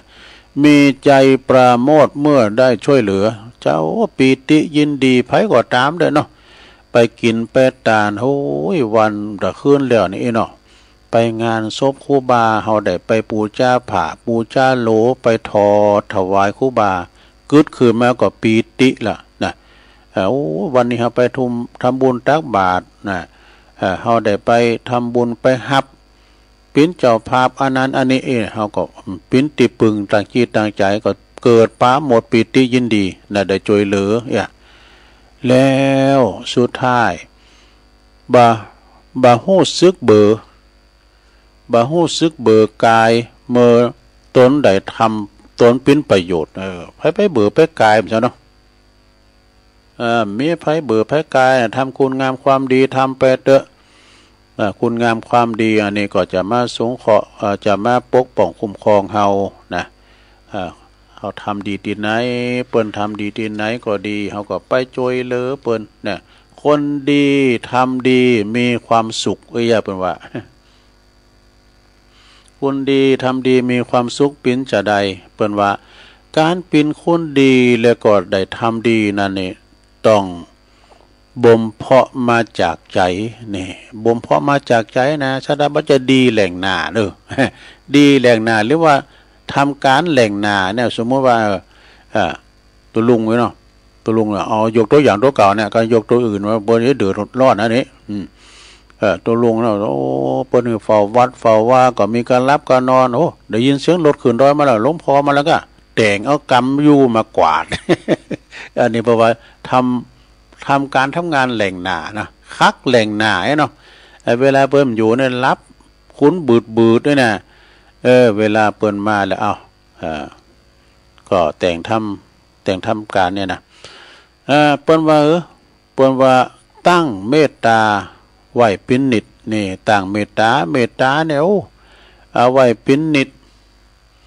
แล้วก็ตั้งจิตไว้ให้ผ่องใสนะปัจจัยหมุนมองซะดามีความยิ้มแย้มแจ่มใสผ่องใสไปแล้วก็มีน้ำใจอาสาเนี่ยอาสาจิตอาสาใจอย่างเปิ้นขึ้นมาเนาะสมมติว่าอย่างมึนๆเนี่ยจะมีถึงวันนะบุญดอยน้อยเนี่ยสเตก็คุ้นขึ้นมา จิตอาสามีเอาไม้กวาดมาโดยปฏิบัติปัดกวาดเย็บไปก็สามไปก็พระน้อยลุ่มๆเขายิ้มกวาดแฮะเนี่ยอันก็มันต้องสามจำเดือเขาไปโอเฮนเนาะฉะนั้นก็จิตอาสาเนาะแล้วก็หันคนอื่นเกิดปัญหาบ้านนิ่งนอนใจเนอะรีบเข้าไปช่วยเหลือเนี่ยมีปัญหาอย่างหือผมช่วยพ้องหือคอยช่วยพ้องไอ้น่ะเขาช่วยกันเลยกันเปิ้นเกิดปัญหาก็อันนั้นอันนี้มานะมันเดี๋ยวนี้มีปัญหานะมีปัญหาอย่างพอใครยืมเงินสักปันโอ้นี่ก็ช่วยมันได้ไงตุลุงก็มีเนาะลุงนานก็มีในชะตานะต่อไปเอื้อเฟื้อเจือจานอันนี้ดึงแน่นอนเฟื้อเผอแผ่กันไปศรัทธาญาติโยมทั้งหลายแล้วก็ช่วยงานสังคมเนี่ยเป็นอย่างก็เป็นงานในหมู่บ้านหรือว่าชุมชนเขาเนี่ยนะเปิ้นมีงานปอยก้าเปิ้นมีงานขุดน้ำบ่อก่อศาลาก้าลองเมืองก้าไอ้น่ะพัฒนาที่หันที่นี่ไปช่วยเปิ้นงานสังคมแม้แต่ว่างานศพงานสาก็ไปช่วยเปิ้นเอาเต้นเอาเก้าอี้มานั่งไปต่างไปช่วยเรียกว่าขนขวายนะวัยาวัจจะใหม่ช่วยกันขนขวายเอาแหงเอาบากขอตุ๊บขอป้อช่วยเปิ้นอีน่ะมีรถก็เอารถไปต่างเต้นต่างโต๊ะต่างมาเนี่ยซะนะเนาะได้ช่วยกันอย่างอี้เวลาช่วยงานสังคมมีหลายอย่างในด้านที่ว่าปัจจัยเนี่ยเป็นเก็บชัดตั้งกันกาเนาะก็ต้องออกไป เอาสังคมเขาได้อยู่คนเดียวมันได้ใช่ไหมต้องสังคมต้องช่วยเหลือกันเวลามีการมีงานก็ช่วยเหลือเฟื่อฝ่ายกันงานศพงานสากะเฮาช่วยเปิ้นช่วยเฮาประเดี๋ยวนี้เขาพอนะการกระทำนะแม่บ้านซ้ำให้มันพอนะโอ้การเฮาการทำหมูนี่มันมาจากเตือนเวลาการเปิดมีแล้วไปบ่ะ อีกก็มีนะเพราะมันสายกันเนาะต่อไปบ่ต้องการการจ้างและคำชมโอ้อันนี้จิตอาสาแต่บ่ได้รับสินจ้างรางวัลแล้วก็ต้องการรับความคมโอ้พอจะยกยอก็จะเฮาก็บ่ได้ต้องการนะสุดท้ายศรัทธา บ่ต้องไม่ตรมเมื่อถูกใครเขากันแนะกันแหนนี่กันแนะกันแหนแปลว่าหยังนินทาน้ำจักกันแนะกันแหน อันนี้เป็นหนังสือทฤษฎีนะฮะบัวพ้นน้ำของอาจารย์พระมหาประสิทธิ์ธรรมาภินันโทเอามาเล่าสู่จู้กันฟังทำกรรมเนาะศรัทธาญาติโยมทั้งหลายก็ยังมีทำลายอยู่นะในวันผูกในตุลุงก็จะเอามาเล่าแถมผูกในปินวันเสาร์เนาะวันผูกในปินวันเสาร์ที่22แล้วกันเนาะผูกในเสาร์ที่22ก็จะมีกิจกรรมยกวัดมาบาทเด้อนะยกวัดมาบาทในวันเสาร์วันผูกเนาะต่อจากตุลุงจบลงไปในก็ฟังมรดกธรรมจากท่านพระครูชลประทานพิทักษ์พระครูชนประทานพิทักษ์ตุลุงในขี่สลัมนะพระเดชก็ชลทานปิ้นตั้งน้ำพวกนี้พระครูชนก็คือน้ำเนาะพระครูชประทานพิทักษ์อันนี้เปิ้นอยู่พุ่นวัดแม่ห้องไคร้ตุลุงแดงก็จะมาต่อจากตุลุงนี่เนาะ5 โมงถึง6 โมงถึง7 โมงก็ท่านพระอาจารย์ไมตรีขเวสโกมาโลนีอันนี้เปิ้นก็จะมาจ้าในการต่อไปศรัทธาเนาะวันนี้ก็เป็นวันศุกร์แล้วศุกร์เอาเราเสาร์เอาหน่วยตุลุงจะได้ตักตังลายวันนี้มันได้ประกาศข่าวสารงานบุญมันจะถี่ล่ำไปมันผูกก็ประกาศเนาะตักตังลายเปิดซ้ายหน้าไม้สักเล็กสักน้อยนะศรัทธาญาติโยมทั้งหลายดูกำลังต่อยเนี่ยมันนานหือนะไฟมัน ก็ขอบคุณกลุ่มขึ้นสีขาว155เนาะแล้วก็แม่หลวงสายฝนจันคุณนะฟังอยู่ตลอดจากน้องผาขาวยงยุทธมณีวันจากบ่อแห้วลำปางไหวสาครับโยมยุพินหอมมาลาฟังจากบ้านแม่โยกเนอะชัดเจนดีบรรจงกันทวงศ์ฟังแต่เจ้าแล้วตุลุงเนี่ยไหวสาเนี่ยฟังอยู่เนอะตุลุงเห็นนะแล้วก็อุ้ยสาวคุ้มตะวันอันนี้เปิ้นอยู่เมืองวะปุ่นเนาะปุ่นลวงเหนือดอยสะเก็ดยมจากดอยน้อยพัฒนาหนองหานสันสายนิกรชัยน้อยวันดีเสาเก่าเนื้อเปิ้นจัดตอดผ่าป่าห้องพยาบาลบ้านห้องเปิดสมทบในการซื้อครุพันธ์ประจำเตียนโรงพยาบาลในเมตตาธรรมพระอาจารย์สมคิดปัญญาวัชิโลนะเปิ้นได้อาราธนาครูบาอินทรวัดสันไปย่างโหลงนะมานั่งนักเป็นเก้าเป็นกันก็ไปกินไปทานกันเครื่องมือตั้งโรงพยาบาลบ้านห้องในวันที่เสาเก่าไปเดินเนี่ยนะบุญส่งจากลำปางไหวสานะครับแล้วก็มีแม่ครูธัญญาทองอิ่มจากกศน.นวลสิริหินเขียวนี่ก็ฟังอยู่เจ้าปริญธรรมเอกวัดลาดท่านมหาประสิทธิ์ธรรมาภินันโทไหวสานะครับโยมกนกพิชนาจากห้วยงูในฝางตาสิงท่านพระอาจารย์อานนท์นะเป็นอยู่ปุ่นภาคใต้ปุ่นนะแล้วก็บารมีวังใจชิดโดยแล้วก็แม่สิริบุญเลิศ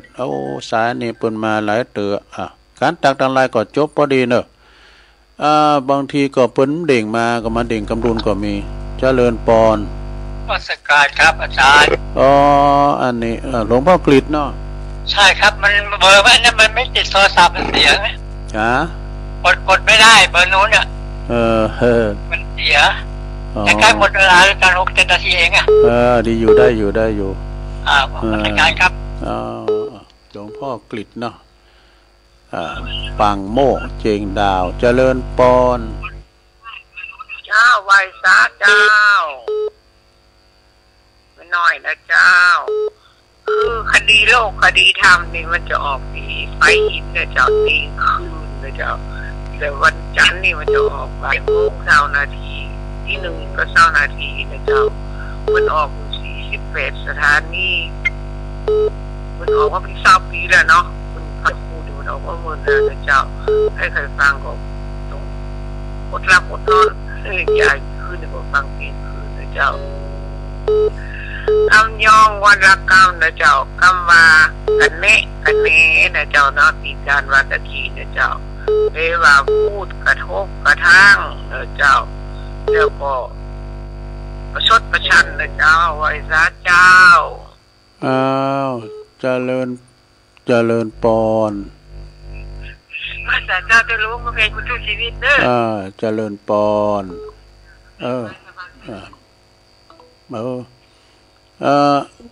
กันเนกกันเน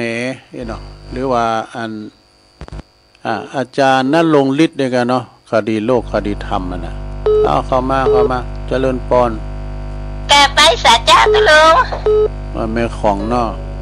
เจ้าฟังอยู่เจ้าชัดเจนดีเนอร์เดนดินเห็นแล้วนะยินดีเด้อเจ้าไหวสาเจ้าเจริญปอนเจ้าแกไปสาเจ้าตะลุงไหวพระกับตะลุงธรรมติสามมาแล้วเด้อแม่สุเกี้ยมันศิลปรสิเตี้ยมาลงหลับปุ่นนะเจ้าตุลุงน้ำทำคำสอนเมื่อเจ้านี่นะได้ประโยชน์มากหลายเด้อตุลุงเจ้าแอบไปสาสาธุเด้อเจ้าตุลุงสาธุเจ้าสาธุเจริญปอนอันนี้ตุลุงเมกะนี่ละจ้ะไหวสาหายหน้าหายตาไปเนาะวัดดุงเฟิงบ้านหงนี่นะลองเจ้าอาวาสตุปีเมฆเขานี่นะโทรหากันว่ากันฮะสันเมืองเป็นไงวะสันเมืองไปอยู่ เจอกันเนาะ ไปสันเพนก็หาเนอะ ครับไว้สาตุปี ครับผม ก็รายการตุลุงนี่ก็สาธุเจ้าครูบาอาจารย์ก็ฟังกันหลายแต่เปิ้นโทมแล้วเนาะเจริญปอน พระเจ้าตุลูกแม่อุฟังเล่นดินทีละนาได้ยินชัดเจนนะเจ้า เสมิงเนาะ เจ้า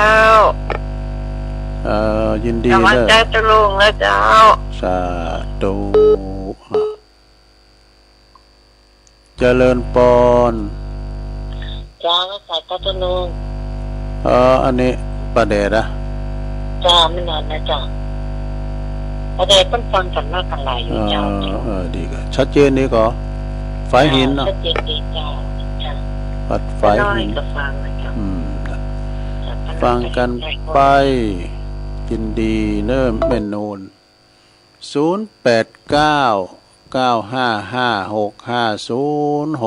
โทรกันเข้ามาพอดูหลังจากจบตุลุงแล้วก็ปังตุลุงแดงต่อวันศุกร์เนาะแล้วก็ท่านอาจารย์ไมตรีคเวสโกวัดพระบาทตีนดอยปุ่นเด้อก็จะมาเข้ารายการศรัทธาญาติโยมทั้งหลายได้ฟังกันวันพุธตุลุงก็จะสอนธรรมมรดกธรรมขึ้นมามัตเตเทศนาในชั่วโมงที่2จะเป็นมรดกธรรมหรือว่าธรรมบรรยายหรือว่าคติธรรมสอนอกสอนใจนะก็เอามาเล่าสู่จูกันฟังก็เช็คระบบแล้วเจ้าก่อสถานีแต่ละคืนเพื่อก่อหับสัญญาณจะดีนะไม่ว่าจะปีนตั้งลำปางตั้งเมืองฟางเม็ดแจมนะก็เปิดหับสัญญาณเจริญพร นมัสการเจ้าตุลุงมองฟังปิงนะเจ้าฟังอยู่นะเจ้าอันนี้เมืองฟางปักร้องฟังปิงเจ้าปักล่องเนี่ยพี่น้องพลังเงียบเนาะแม่ครูสุพรรณาอิมังเนาะยินดีเด้อสาธุเกินประดางงานปออาจารย์บนานอินค่ำตัวเน้อชมพูพลอยปอจารย์เฮามักนายกวัดปักล่องเจริญปอนกำลังสาธุตุลุงอันนี้แม่ใส่ทองอ่ะเจ้าเกินบุตร3ไหว้พระตุลุงอยู่เจ้าโอ้ตื่นเจ้าเนาะเริ่มหนาวแล้วตุลุงเนาะนั่นก็เริ่มหนาวมาแล้วเนี่ยหนาวมาแล้วได้ย่างแล้วชัดเจนมีฟังอันลำพูนเรดิโอ99.50นะเจ้าเดี๋ยวก็ฟังตุลุงแดงต่อเจริญปอนเด้อขอให้สาธุเจ้าสาธุเจ้าเจริญปอนเจริญปอนเจ้ากับไว้สาเจ้าตุลุงตั้งได้ต้องไฟด้วยแดนเจ้าอันนี้แม่ใส่พินกะเจ้าต้องไฟด้วยแดนเจ้าฟังตุลุงอยู่เด้อชัดเจนเลยเนาะเจ้าชัดเจนดีเจ้ายินดีเจ้าสาธุทำสายเหรอเจริญปอนเจริญปอนชัดเจนเลยเนาะสาธุจบเวลาตุลุงพอดีเอาให้ตะอีกันเด้อสาธุญาติโยมผู้ก็ฟังกันต่อตุลุงนำรายการจากล่าสาธุไปก่อนเด้ออยู่ดีมีสุขเหมือนกันจุโคนจุดตานเด้อจัตตาโลธรรมาวาทันติอายุวันโนสุขังปะละ